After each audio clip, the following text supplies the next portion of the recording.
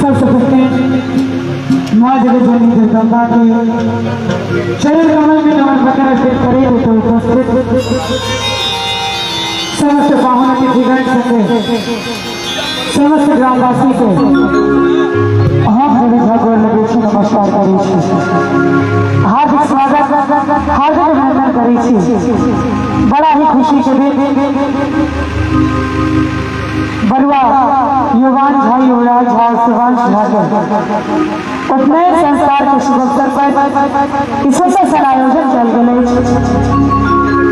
बरुआ के बाबा श्रीमान कन्हाई झा सभी समस्त परिवार के हृदय से आभार व्यक्त करे। बरुआ के बाबा समस्त परिवार के हृदय से आभार जे एक सुंदर मांगलिक बेला में हमरा समस्त कलाकार के आमंत्रित चला।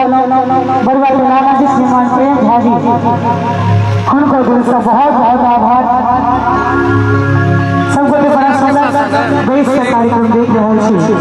एक बेर जहाँ तीनों बरुआ के आशीर्वाद स्वरूप एक बेर जोरदार ताली बजा दियो सबको। सबसे पहले एक भगवती बचना जे कि हमारा मिथिला के परंपरा है कोनो भी शुभ काज करे तो सबसे पहले अपना कुल देवी के दोहरावे तकर बाद काज के शुरुआत हुई। हमरा आवाज में सब सुने